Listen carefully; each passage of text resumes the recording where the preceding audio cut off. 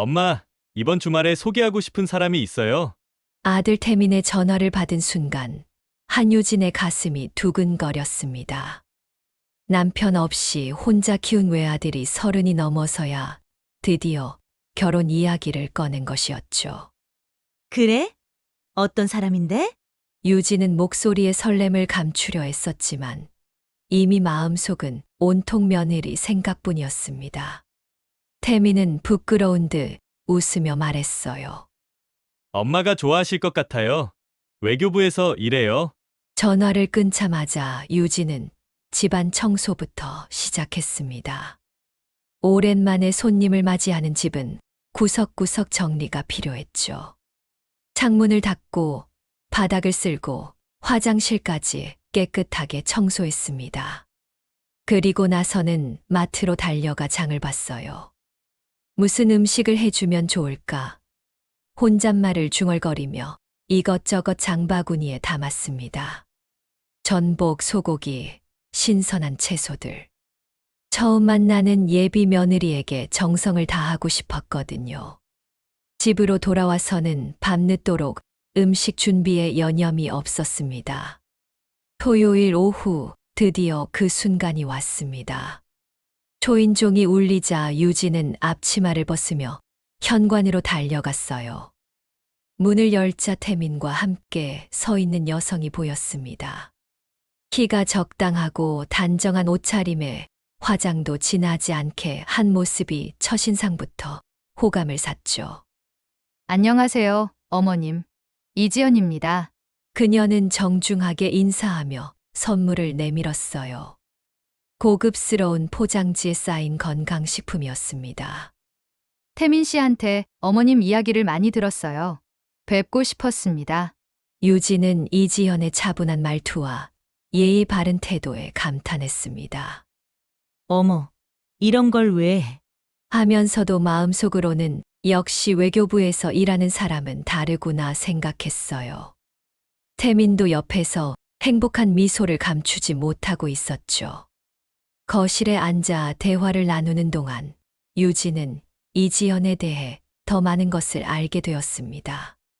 서울대학교를 졸업하고 외교부에서 5년째 근무하고 있다는 것, 부모님은 부산에 계시고 언니가 한 명 있다는 것, 모든 것이 안정적이고 믿음직스러웠어요. 태민아, 정말 좋은 사람을 만났구나. 유진은 속으로 기뻐하며 준비한 음식들을 하나씩 내왔습니다. 전복죽, 갈비찜, 나물 반찬들. 이지연은 어머니 손맛이 정말 좋으시네요 라며 맛있게 먹었어요. 하지만 이상했습니다. 모든 것이 완벽해 보이는데도 유진의 마음 한구석에는 설명할 수 없는 불안감이 자리 잡고 있었거든요. 태민과 이지연이 눈을 맞추며 웃을 때마다 그 웃음이 왠지 어색해 보이기도 했고요. 혹시 내가 너무 예민하게 생각하는 건 아닐까? 유진은 자신을 달랬습니다. 아들의 행복을 바라는 마음이 지나쳐서 괜한 걱정을 하는 것일 수도 있었죠. 하지만 오랜 세월 혼자 살아오며 기른 직감이 계속 속삭였어요. 이지연이 화장실에 간 사이 태민이 어머니에게 다가왔습니다. 엄마, 어때요? 지연 씨 괜찮죠? 아들의 기대에 찬 눈빛을 보며 유진은 고개를 끄덕였어요. 응, 정말 좋은 사람 같다. 하지만 마음속 불안은 여전했습니다. 오후 시간이 흘러가면서 유진은 더욱 세심하게 이지현을 관찰했습니다. 말하는 방식, 표정의 변화, 태민과 주고받는 시선들. 모든 것이 자연스러워 보였지만 어딘가 연출된 것 같은 느낌도 들었어요. 어머님, 오늘 정말 즐거웠습니다. 이지연은 떠나기 전 다시 한번 정중하게 인사했습니다. 다음에 또 찾아뵐게요. 태민도 엄마, 그럼 우리 먼저 갈게요 라며 행복해했죠. 문을 닫고 나서 유진은 혼자 남은 거실을 바라보았습니다. 설거지를 하면서도 계속 생각났어요. 정말 괜찮은 걸까? 내 직감이 틀린 걸까? 하지만 아무리 생각해도 그 미묘한 위화감을 지울 수 없었습니다. 마치 완벽한 그림 속에 보이지 않는 균열이 있는 것 같았거든요. 다음 날 일요일, 태민에게서 다시 전화가 왔습니다. 엄마, 어제 지연이가 어머니 음식이 너무 맛있다고 하면서 또 뵙고 싶어 해요. 오늘 저녁에 같이 외식하면서 이야기할까요? 유진은 마음속 불안감에도 불구하고 좋다고 대답했어요. 어쩌면 어제의 위화감은 정말 자신의 착각일지도 모른다는 생각이 들었거든요. 아들이 행복해하는 모습을 보니 더더욱 그랬죠. 저녁 7시 약속 장소인 한정식집에서 만났습니다. 이지연은 어제와는 다른 옷을 입고 있었지만 여전히 단정하고 품이 있어 보였어요. 어머님, 어제는 정말 감사했습니다. 오랜만에 집밥 같은 따뜻한 식사를 했어요. 아이고, 별거 아닌데요. 우리 태민이가 좋은 사람을 만나서 내가 더 기뻐요. 유진은 웃으며 대답했지만 여전히 이지연을 주의 깊게 관찰하고 있었습니다. 음식점 분위기는 아늑했고 세 사람의 대화도 자연스럽게 이어졌어요. 이지연은 자신의 직장 생활에 대해 이야기했고 태민도 자신의 회사 일을 얘기하면서 분위기를 띄웠죠. 유진은 두 사람이 주고받는 대화를 들으며 정말 잘 어울리는 커플이구나 생각했어요.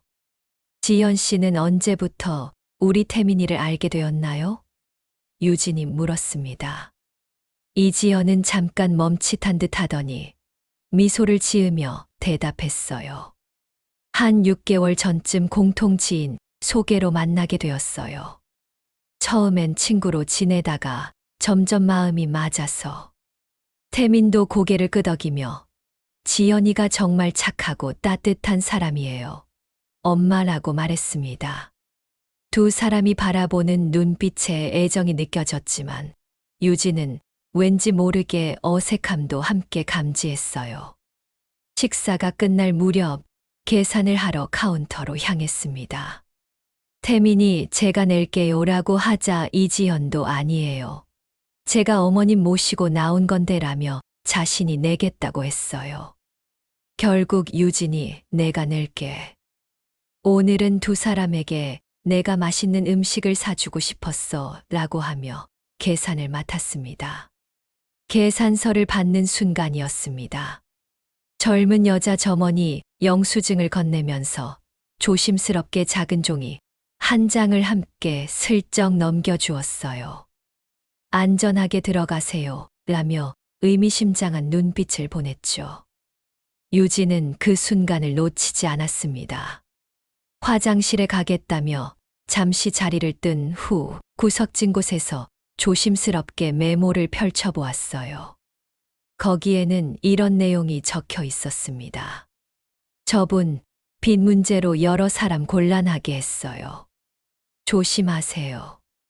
제 친구도 피해봤습니다. 증거는 없지만 정말 위험해요. 유진의 손이 떨렸습니다. 어제부터 느꼈던 불안감이 현실이 되는 순간이었어요.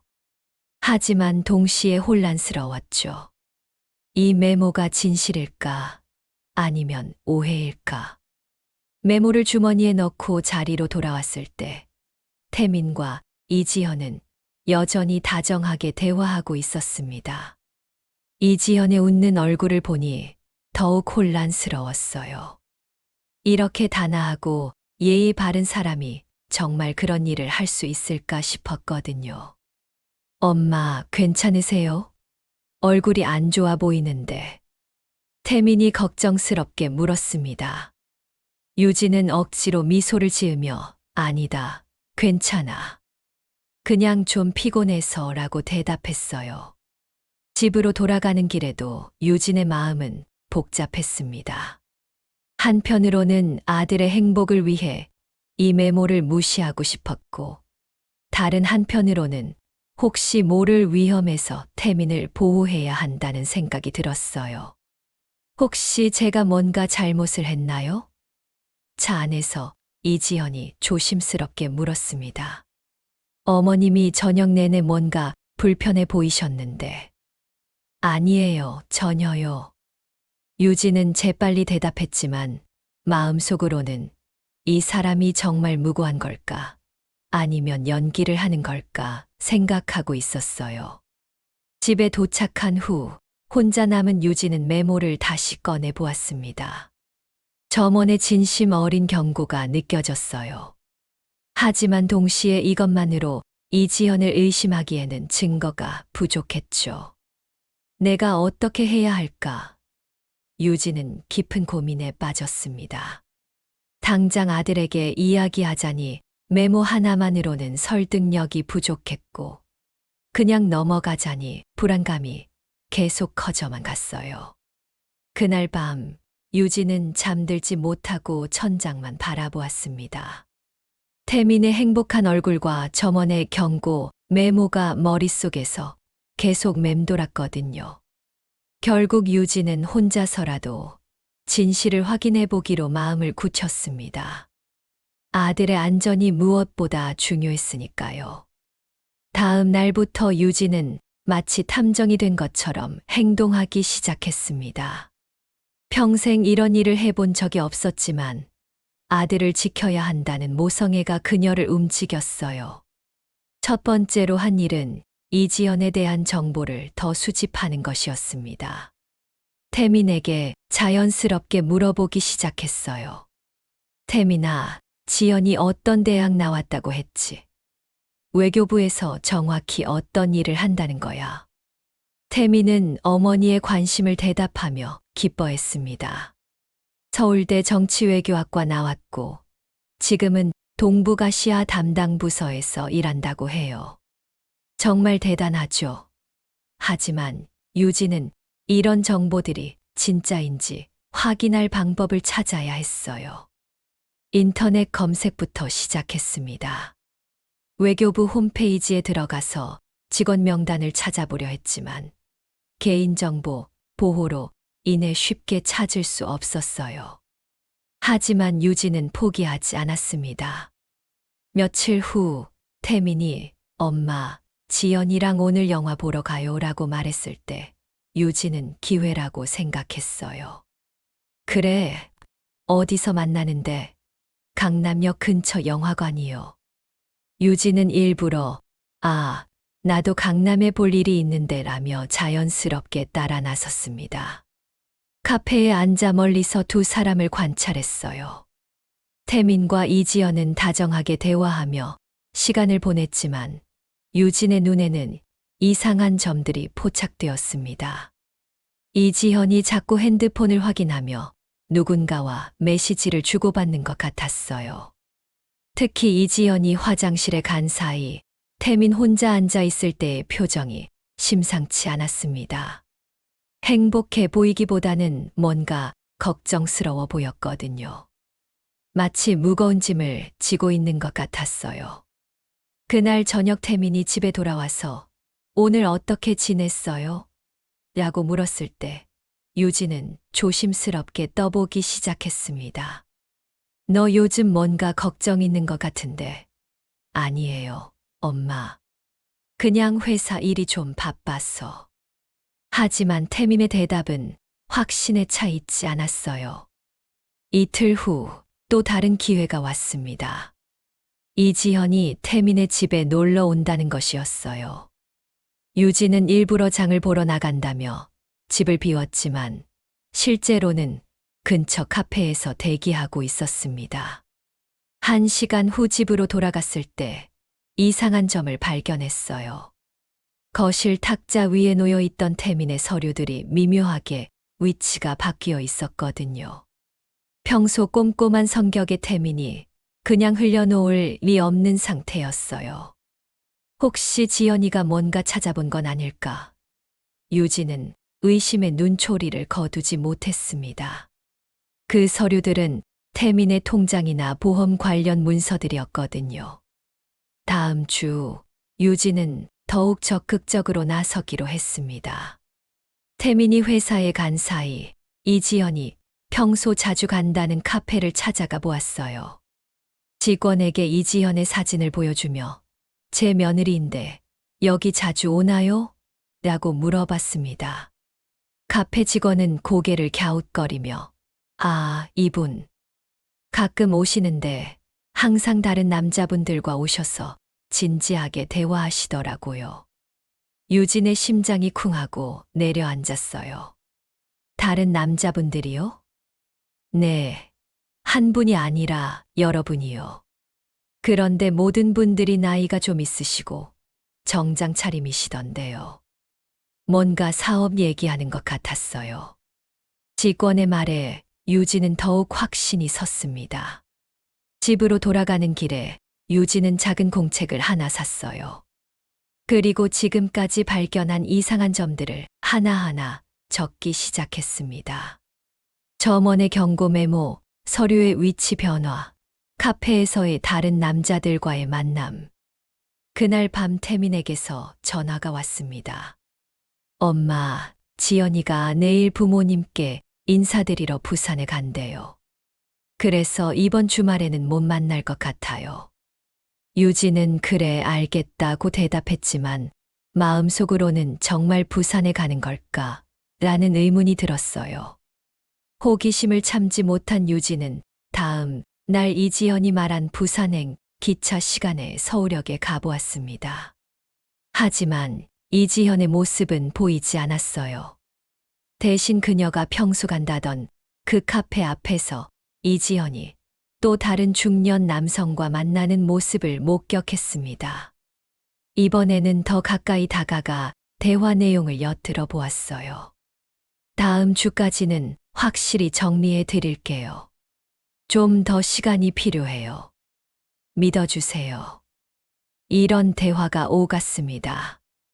유진은 이제 확신이 섰어요. 이지연은 분명 뭔가 숨기고 있는 것이 있었고 그것이 태민과 관련되어 있을 가능성이 높았습니다. 하지만 여전히 구체적인 증거는 부족했어요. 그날 저녁 혼자 집에서 공책을 들여다보며 유진은 생각했습니다. 이제 더 이상 혼자서는 한계가 있겠어. 누군가의 도움이 필요해. 점원이 말한 다른 피해자들을 찾아보는 것이 다음 단계가 될 것 같았어요. 진실이 무엇인지 반드시 밝혀내야겠다고 다짐하며 유진은 더욱 구체적인 계획을 세우기 시작했습니다. 다음 날 아침 유진은 용기를 내어 그 음식점으로 다시 향했습니다. 경고 메모를 준 점원을 직접 만나 더 자세한 이야기를 들어보기로 한 것이었어요. 가슴이 두근거렸지만 태민을 지켜야 한다는 신념이 그녀를 앞으로 나아가게 했습니다.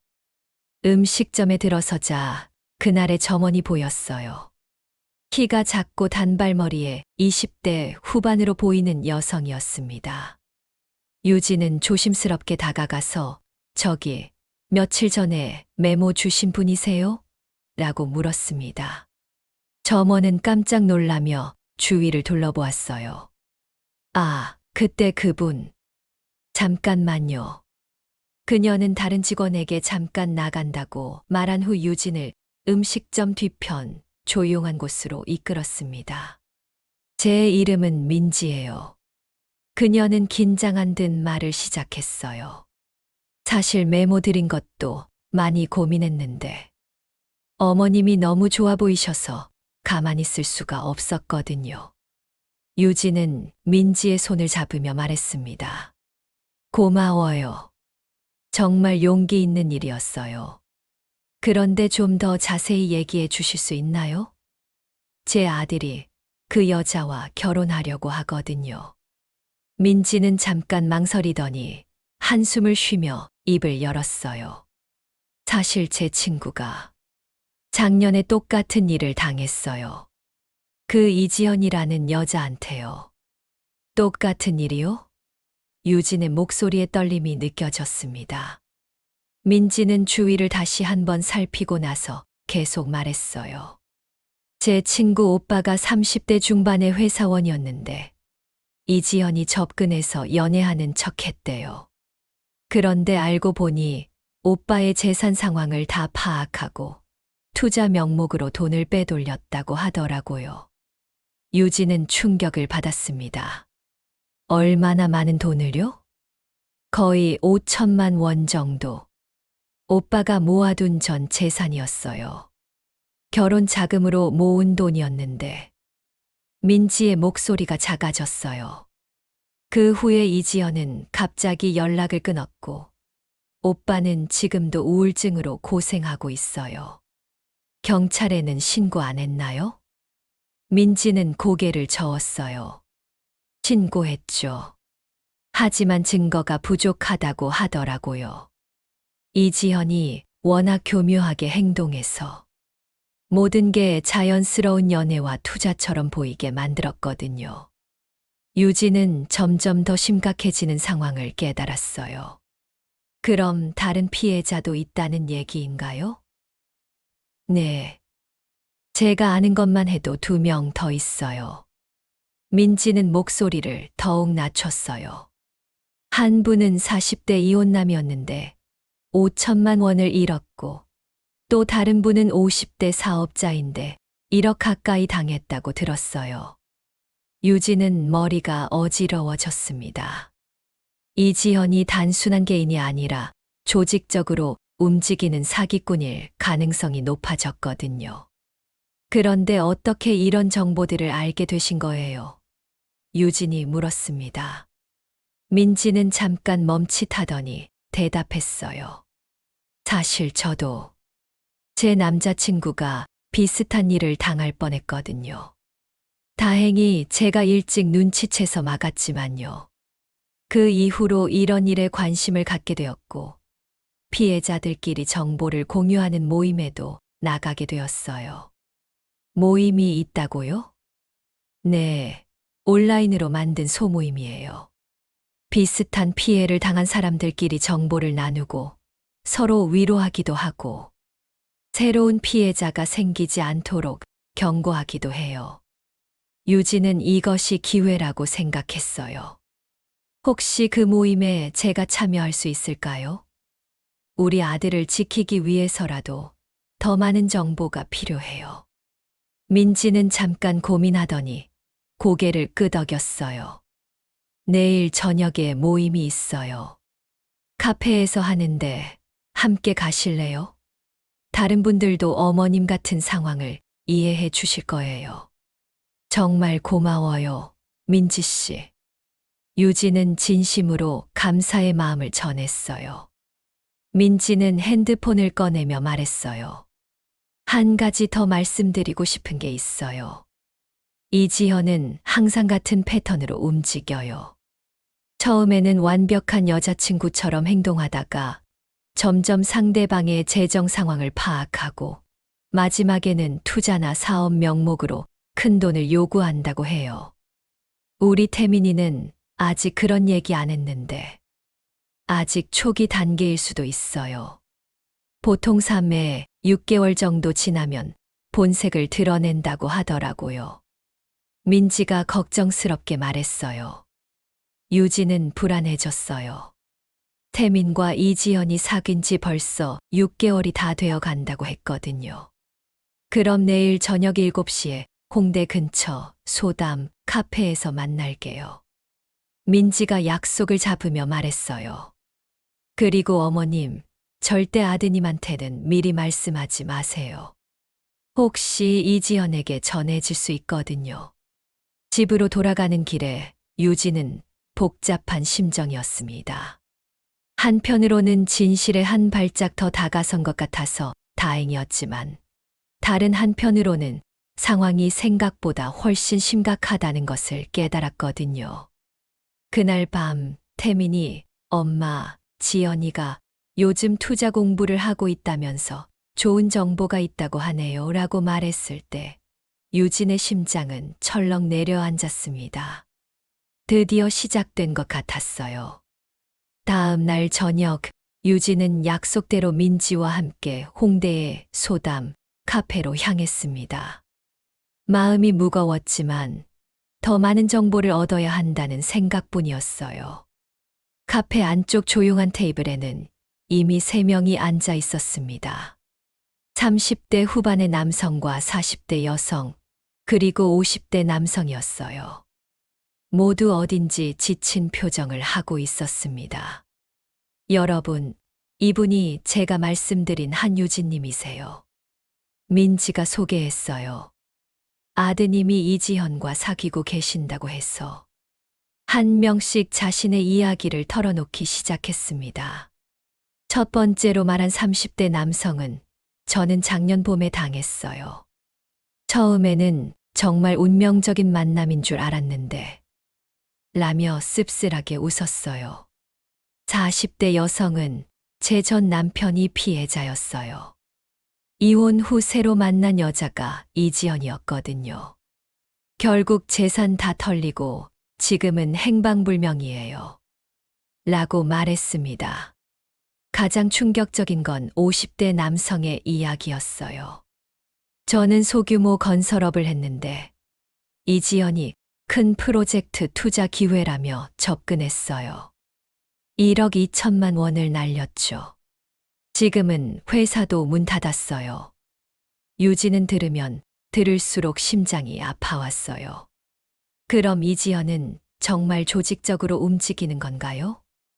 맞아요. 민지가 대답했어요.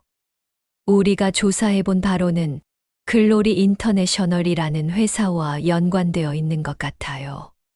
겉으로는 정당한 투자회사처럼 보이지만 회장이라는 사람이 배후에 있다는 얘기도 들었어요.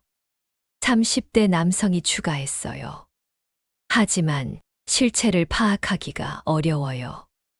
유진은 메모장을 꺼내며 이 모든 정보를 기록했어요. 그럼 경찰에 신고해도 소용없는 건가요? 증거가 부족해요. 40대 여성이 한숨을 쉬며 말했어요. 모든 게 합의하에 이루어진 것처럼 꾸며져 있거든요. 연애 감정을 이용한 사기라는 걸 증명하기가 너무 어려워요. 모임이 끝나고 집으로 돌아가는 길에 유진은 마음을 굳혔어요. 이제는 태민에게 직접 말해야겠어. 더 이상 기다릴 수 없어. 집에 도착했을 때 태민이 거실에서 뭔가 심각한 표정으로 앉아 있었어요. 평소와는 다른 모습이었죠. 태민아, 무슨 일 있어? 유진이 물었습니다. 태민은 한참을 망설이더니 고개를 들었어요. 눈가가 빨갛게 충혈되어 있었습니다. 엄마, 저 사실 할 말이 있어요. 유진은 옆에 앉으며 무슨 일인데? 엄마한테는 뭐든 말해도 되라고 다정하게 말했어요. 태민은 떨리는 목소리로 입을 열었습니다. 사실, 저 지금 엄청난 빚이 있어요. 뭐라고? 유진은 깜짝 놀랐어요. 작년에 회사 선배가 좋은 투자처가 있다고 해서 처음에는 작은 돈으로 시작했어요. 처음 몇 달은 정말 돈이 잘 들어왔거든요. 태민의 목소리가 점점 작아졌어요. 그래서 욕심이 났어요. 더 많이 투자하면 더 많이 벌 수 있다고 생각했죠. 적금도 깨고 보험도 해지했어요. 그런데 태민은 얼굴을 손으로 가리며 울음을 터뜨렸어요. 다 사기였어요, 엄마. 제가 넣은 돈 3천만 원이 모두 날아갔어요. 거기다 더 투자하려고 대출받은 돈까지 합치면 거의 8천만 원이에요. 유진은 머리가 어지러웠지만 아들을 달래는 것이 우선이었어요. 괜찮아, 태민아. 엄마가 있잖아. 그런데 더 심각한 건 태민이 계속 말했어요. 그 사기꾼들이 저를 협박하고 있어요. 돈을 갚지 않으면 회사에 알리겠다고, 엄마한테도 해를 끼치겠다고. 뭐라고? 유진의 분노가 치솟았어요. 그래서 지연이가 구원처럼 보였어요. 태민이 고개를 들며 말했어요. 지연이가 투자 관련 일을 한다면서 저를 도와줄 수 있다고 했거든요. 결혼하면 모든 문제를 해결해 주겠다고. 유진은 모든 퍼즐이 맞춰지는 것을 느꼈어요. 이지현이 태민에게 접근한 이유, 투자 이야기를 꺼낸 이유, 모든 것이 계획된 것이었어요. 태민아, 엄마가 뭔가 알아낸 게 있어. 유진은 조심스럽게 입을 열었어요. 지현이에 대해서 말이야. 뭔데요? 유진은 지난 며칠간 알아낸 모든 것을 태민에게 털어놓았어요. 점원의 경고, 다른 피해자들의 이야기, 조직적인 사기 수법까지. 태민은 들으면 들을수록 얼굴이 하얗게 변했어요. 그럼 지연이도 저를 이용한 거예요? 태민의 목소리에 절망이 묻어났어요. 그럴 가능성이 높아, 아들아. 유진이 태민의 어깨를 잡으며 말했어요. 하지만 우리가 당하고만 있을 순 없어. 이제라도 알았으니까 대응할 방법을 찾아야 해. 태민은 한동안 말없이 울었어요. 사랑이라고 믿었던 감정이 모두 거짓이었다는 사실. 자신이 철저히 이용당했다는 현실이 받아들이기 어려웠거든요. 엄마, 저 어떻게 해야 해요? 태민이 간신히 물었어요. 유진은 아들을 꼭 안으며 말했어요. 일단 지연이에게는 아무것도 모르는 척해야 해. 그리고 엄마와 함께 계획을 세워서 이 상황을 역전시키는 거야. 정말 가능할까요? 가능해. 우리가 이제 진실을 알았으니까. 유진의 목소리에 단호함이 실렸어요. 하지만 신중하게 해야 해. 상대방도 만만치 않거든. 그날 밤 모자는 늦은 시간까지 앉아서 대응책을 논의했어요. 이제는 사냥감이 아니라 사냥꾼이 되어야 할 때였습니다.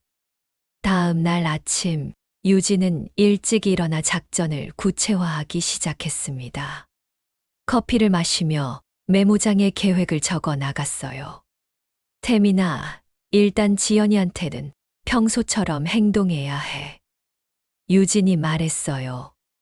오히려 더 적극적으로 다가가서 그들이 원하는 상황을 만들어 주는 거야.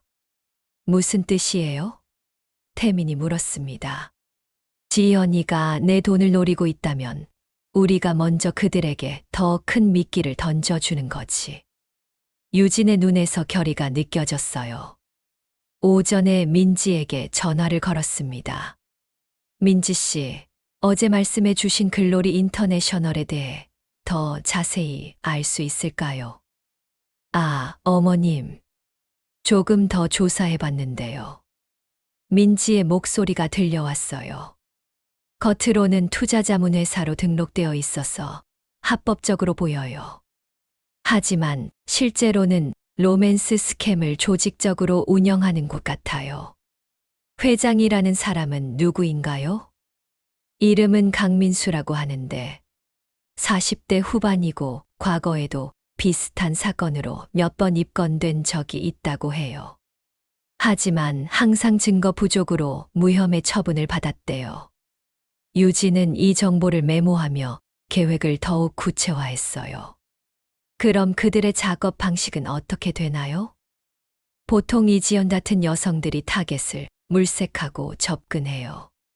그 다음에 감정적으로 의존하게 만든 후 투자 기회를 제시하면서 돈을 빼내죠. 마지막 단계에서는 더 큰 투자를 위해 회장과의 직접 만남을 주선한다고 해요. 직접 만남이요? 네, 그때가 가장 큰 돈이 움직이는 시점이에요. 회장이 직접 나서서 거액 투자를 유도하거든요. 유진은 이것이 기회라고 생각했어요. 그럼 우리가 그 만남을 역이용할 수 있겠네요. 오후에는 태민과 함께 구체적인 역할 분담을 했습니다. 태민아, 너는 지연이한테 엄마가 돈이 많다는 얘기를 슬쩍 흘려야 해. 어떻게요? 예를 들어서 아버지가 남긴 보험금이 꽤 된다거나 부동산 임대 수입이 있다거나 하는 식으로 말이야. 유진이 설명했어요. 하지만 엄마, 실제로는 그런 돈이 없잖아요. 그래서 연기하는 거지. 우리가 함정을 파는 거야. 유진은 단호하게 말했어요. 그들이 더 큰 욕심을 내도록 유도하는 거지. 저녁 무렵 태민이 이지연에게 전화를 걸었어요. 유진은 옆에서 조심스럽게 듣고 있었습니다. 지연아, 오늘 엄마랑 이야기하다가 말인데 엄마가 투자에 관심이 있으시나 봐. 태민이 연기하듯 말했어요. 정말요? 어머님이요? 이지연의 목소리에서 관심이 느껴졌어요.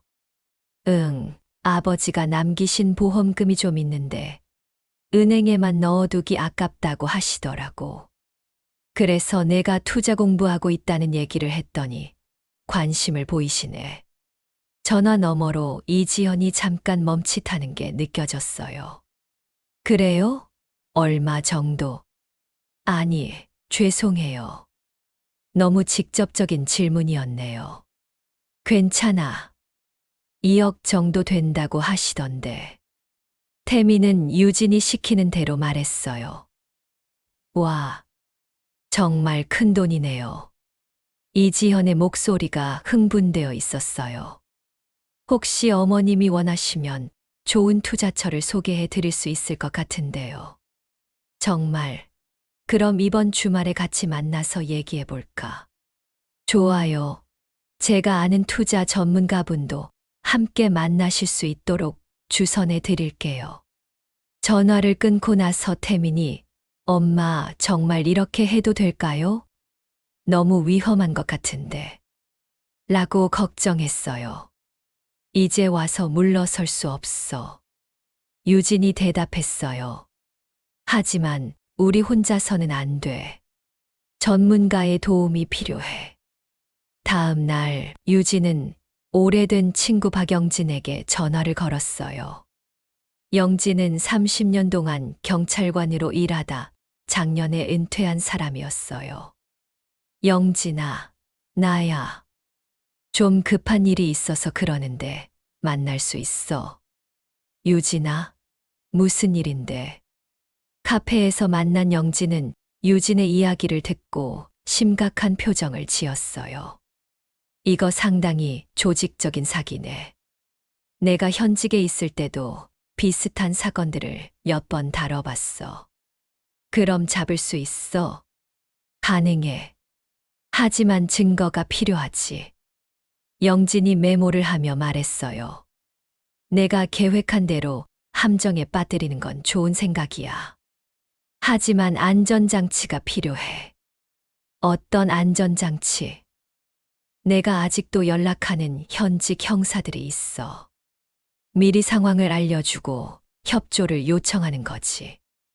위급할 때 바로 출동할 수 있도록 말이야. 유진은 이제 조금 더 안심이 되었어요. 그럼 언제 만나기로 할까? 이번 주말이라고 했지. 금요일에 한 번 더 만나서 최종 점검하자. 그리고 유진아. 영진이 진지하게 말했어요. 절대로 무리하지 마. 상대방도 위험한 사람들이니까. 집으로 돌아가는 길에 유진은 마음을 다잡았어요. 이제 모든 준비가 끝나가고 있었고, 곧 결전의 날이 다가오고 있었습니다. 그날 밤 태민이 엄마, 지연이가 토요일에 만나자고 하는데 정말 괜찮을까요? 라고 물었을 때 유진은 확신에 찬 목소리로 대답했어요. 괜찮아, 태민아. 이번엔 우리가 이길 거야.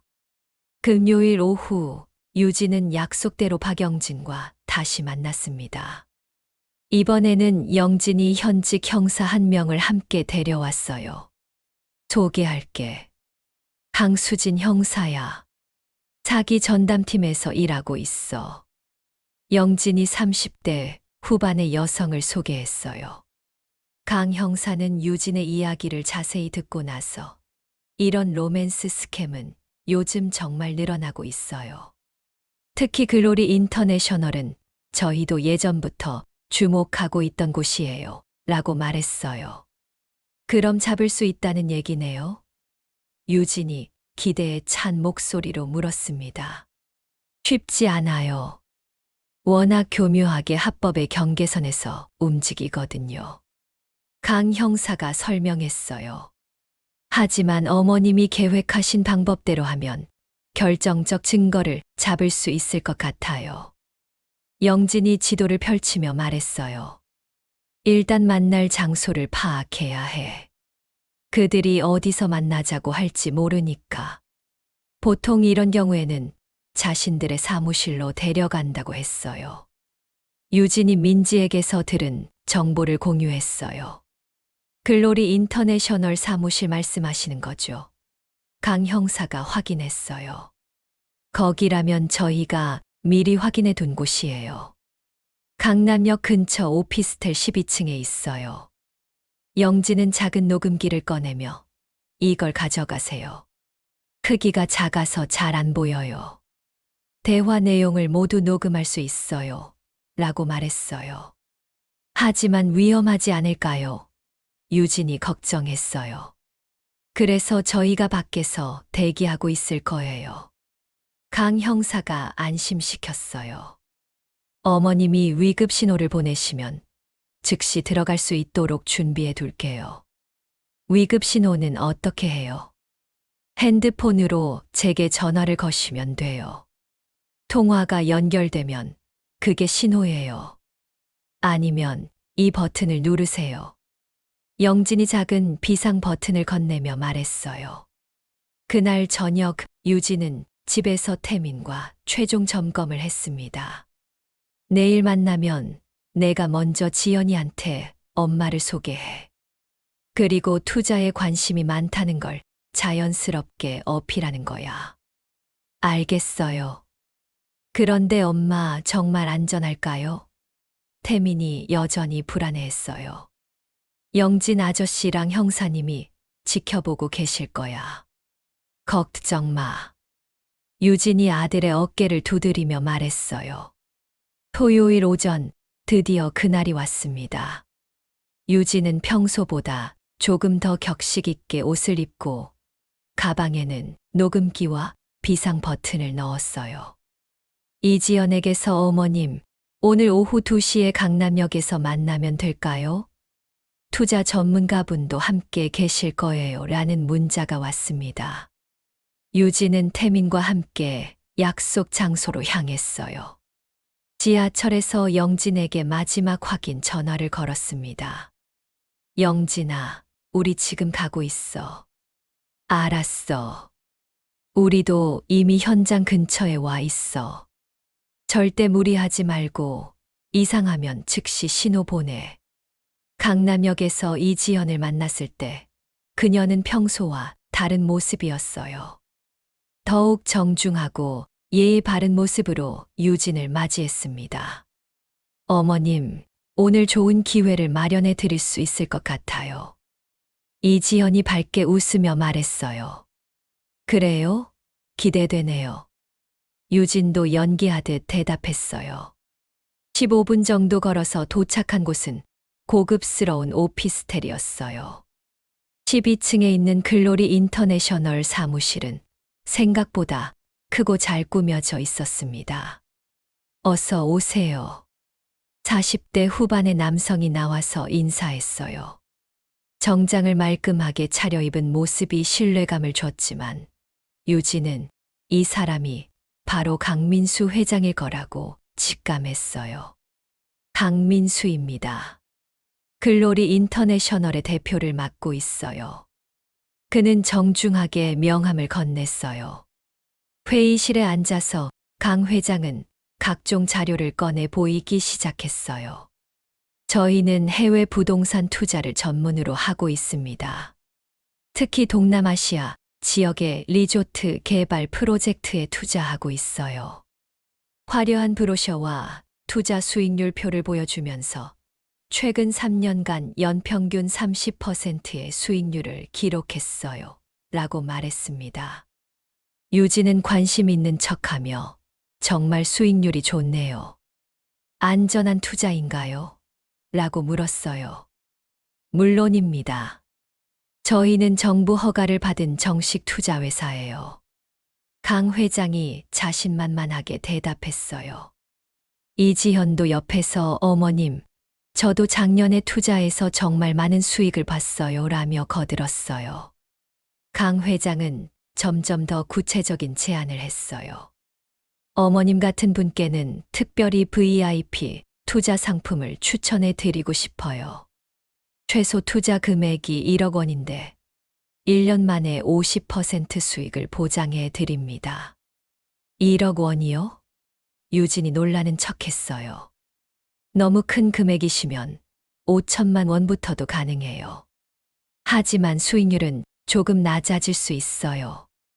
유진은 녹음기가 모든 대화를 잘 녹음하고 있기를 바라며 좀 더 자세한 설명을 들어볼 수 있을까요? 라고 말했어요. 그때 강 회장의 표정이 바뀌기 시작했습니다. 좀 더 진지하고 압박적인 분위기를 만들어가기 시작했어요. 유진은 이제 본격적인 사기 수법이 시작된다는 것을 느꼈습니다. 어머님, 사실 오늘 이 자리는 매우 특별한 기회예요. 강 회장이 목소리 톤을 바꾸며 말했어요. 내일까지만 특별 투자 기간이거든요. 유진은 속으로 시작되었구나라고 생각하며 그래요? 왜 그렇게 급하게 하시는 거예요? 라고 물었어요. 베트남 푸꾸옥 리조트 프로젝트가 다음 주에 착공에 들어가거든요. 투자자 모집을 내일까지만 받고 있어요. 강 회장이 진지한 표정으로 설명했어요. 이지현도 거들었어요. 어머님, 저도 태민 씨 때문에 미리 자리를 부탁드린 거예요. 이런 기회는 정말 흔하지 않거든요. 강 회장은 계약서를 꺼내며 오늘 결정해 주시면 특별히 수수료도 면제해 드리고 첫 해 수익률을 60%로 보장해 드릴 수 있어요. 라고 말했어요. 유진은 계약서를 받아보며 이게 정말 안전한 투자인가요? 제가 평생 모은 돈인데. 라고 망설이는 척했어요. 당연하죠. 저희가 지금까지 손해를 본 투자자가 단 한 명도 없어요. 강 회장이 자신만만하게 대답했어요. 오히려 더 투자하지 못해서 아쉬워하는 분들이 많아요. 그때 강 회장이 좀 더 압박하기 시작했어요. 다만 현금으로 투자해 주셔야 해요. 계좌 이체는 세무상 문제가 있을 수 있거든요. 현금이요? 유진이 놀라는 척했어요. 네, 저희가 해외 투자를 하다 보니까 그런 부분이 있어요. 걱정하지 마세요. 저희가 모든 영수증과 증명서를 드릴 테니까. 태민이 옆에서 엄마 어떻게 하실래요? 라고 연기조로 물었어요. 유진은 잠깐 고민하는 척 하더니 그럼 일단 5천만 원부터 해볼까요? 라고 말했어요. 강 회장의 눈이 번쩍였어요. 현명한 선택이세요. 그럼 언제 현금을 준비해 오실 수 있어요? 내일이요. 오전에 은행에 가서 찾아올게요. 좋습니다. 그럼 내일 오후 2시에 다시 여기서 만나죠. 강 회장이 흐뭇한 표정을 지었어요. 이지현도 어머님, 정말 좋은 선택하신 것 같아요. 1년 후에는 정말 감사해 하실 거예요. 라며 웃었어요. 사무실을 나오면서 유진은 가슴이 두근거렸어요. 모든 대화가 녹음되었고, 이제 결정적인 순간이 다가오고 있었거든요. 카페에서 영진과 강 형사를 만났을 때, 녹음 내용을 들은 그들의 표정이 진지해졌어요. 완벽해요. 강 형사가 말했어요. 수익률 보장, 현금 거래 요구, 급박한 시간 제한. 전형적인 투자 사기의 모든 요소가 다 들어있어요. 영진도 이제 현행범으로 잡을 수 있겠어. 내일 현금을 가져가는 척하면서 체포 작전을 진행하자라고 말했어요. 하지만 위험하지 않을까요? 유진이 걱정했어요. 저희가 완벽하게 준비할게요. 강 형사가 안심시켰어요. 사무실 주변에 형사들을 배치하고 어머님이 들어가신 후 5분 후에 일제히 진입할 거예요. 그날 밤 유진은 잠들지 못했어요. 내일이면 모든 것이 끝날 거라는 생각에 설레기도 하고 무섭기도 했거든요.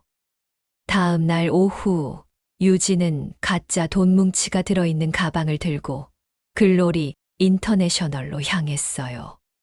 진짜 같이 보이도록 겉에만 진짜 지폐를 붙여놓은 가짜 돈이었어요. 사무실에 도착했을 때 강 회장과 이지현, 그리고 처음 보는 남자 한 명이 더 있었어요. 어서 오세요, 어머님. 강 회장이 반갑게 맞이했어요. 현금 준비해 오셨나요? 네, 여기 있어요. 유진이 가방을 테이블 위에 올렸어요. 강 회장이 가방을 열어보며 5천만 원 맞나요? 한번 확인해 볼게요. 라고 말했어요. 그 순간이었습니다. 사무실 문이 벌컥 열리며 강 형사와 여러 형사들이 들어왔어요. 경찰입니다. 모두 움직이지 마세요. 강 회장과 이지현의 얼굴이 순식간에 하얗게 변했어요. 뭐예요? 이게 무슨 일이에요? 투자 사기 혐의로 긴급 체포합니다. 강 형사가 영장을 보여주며 말했어요. 이지연이 태민을 바라보며 태민 씨, 이게 무슨 일이에요? 설마 저희를 신고한 거예요? 라고 다급하게 물었어요. 태민은 차분하게 대답했어요.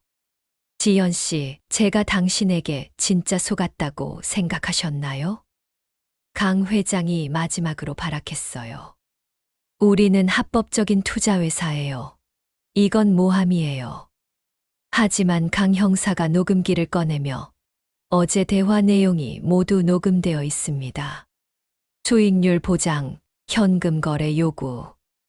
이 모든 것이 증거예요. 라고 말하자 강 회장은 더 이상 반박하지 못했어요. 수갑을 차고 끌려가는 이지연이 마지막으로 유진을 바라보며 어머님, 정말 치밀하셨네요. 라고 말했을 때 유진은 내 아들을 건드린 게 잘못이었어. 라고 담담하게 대답했어요. 모든 것이 끝나고 사무실을 나서면서 태민이 엄마 정말 고생 많으셨어요. 엄마가 아니었다면 저 정말 큰일 날 뻔했어요. 라고 말했어요. 괜찮아, 태민아. 이제 정말 끝났어. 유진이 아들의 어깨를 두드리며 말했어요. 그날 저녁 뉴스에서 조직적 로맨스 스캠 1단 검거라는 소식이 나왔을 때 유진과 태민은 서로를 바라보며 미소를 지었어요. 긴 악몽이 드디어 끝난 것이었습니다. 3개월 후 유진은 아침 커피를 마시며 신문을 읽고 있었습니다. 강민수와 이지연을 포함한 글로리 인터내셔널 일당이 모두 실형을 선고받았다는 기사가 작게 실려 있었어요. 엄마, 아침 식사 준비됐어요. 태민이 부엌에서 소리쳤습니다. 예전보다 훨씬 밝아진 목소리였어요. 식탁에 앉아 밥을 먹으며 태민이 말했어요. 엄마, 어제 민지 씨한테 연락이 왔어요. 피해자 모임에서 저희 사건을 계기로 더 많은 사람들이 도움을 받고 있다고 하더라고요. 그래, 그럼 다행이네. 유진이 미소를 지었어요. 태민은 이제 새로운 직장에 다니고 있었어요. 빚도 유진이 도와서 정리했고 심리 상담도 꾸준히 받고 있었죠. 무엇보다 자신을 속였던 사람들을 직접 무너뜨렸다는 성취감이 그에게 새로운 힘을 주고 있었어요. 엄마, 정말 고마워요. 엄마가 아니었다면 저 평생 당하고만 살았을 거예요. 태민아, 엄마도 이번 일로 많이 배웠어. 때로는 맞서 싸워야 할 때가 있다는 걸 말이야. 박영진과 강수진 형사도 가끔 안부를 묻곤 했어요. 이 사건이 계기가 되어 비슷한 로맨스 스캠 조직들을 추가로 검거하는데 도움이 되었다고 했어요. 6개월이 지난 어느 날, 유진은 지역 주민센터에서 투자 사기 예방 특강을 하게 되었습니다. 자신의 경험담을 들려주는 자리였어요. 여러분, 저도 처음에는 완전히 속았습니다. 유진이 마이크를 잡고 말했어요. 이지연이라는 여자가 제 아들에게 접근했을 때 정말 좋은 며느리감이라고 생각했거든요. 청중들이 고개를 끄덕이며 집중해서 들었어요. 하지만 작은 의심 신호들을 놓치지 말아야 해요. 첫째, 너무 완벽해 보이는 사람을 조심하세요. 둘째, 갑작스런 투자 제안이나 돈 이야기가 나오면 의심하세요. 셋째, 혼자 고민하지 말고 주변에 도움을 요청하세요. 한 중년 여성이 손을 들고 질문했어요. 그런데 어떻게 그렇게 용기 있게 맞서셨어요? 처음에는 무서웠어요. 하지만 내 아들을 지켜야 한다는 마음이 저를 움직였죠. 그리고 혼자가 아니었어요. 민지 씨 같은 선한 사람들, 친구 영진이, 강수진 형사님. 도움을 요청하니까 많은 분들이 함께해 주셨어요. 특강이 끝나고 한 젊은 남성이 다가왔어요. 어머님, 사실 저도 비슷한 일을 겪고 있어요. 여자친구가 투자하자고 계속 말하는데, 유진은 그의 손을 잡으며 말했어요. 늦지 않았어요. 지금이라도 주변에 도움을 요청하세요. 혼자 해결하려고 하지 마시고요. 집으로 돌아가는 길에 태민이, 엄마, 오늘 특강 정말 좋았어요. 엄마가 자랑스러워요. 라고 말했어요. 우리가 겪은 일이 다른 사람들에게 도움이 된다니까 기분이 좋네. 유진이 대답했어요. 그날 밤 유진은 일기장에 이렇게 적었어요. 때로는 인생이 우리에게 시험을 준다. 그 시험을 피하려고만 하면 계속 같은 문제가 반복된다. 하지만 용기를 내어 맞서면 우리는 더 강해진다. 그리고 그 과정에서 정말 소중한 것들을 발견하게 된다. 가족의 사랑, 친구의 우정, 선한 사람들의 도움. 이 모든 것이 우리를 지켜준다. 태민과 유진의 이야기는 단순한 사기 사건을 넘어서 가족의 사랑과 용기, 그리고 선한 사람들의 연대가 어떤 어려움도 극복할 수 있다는 것을 보여줍니다.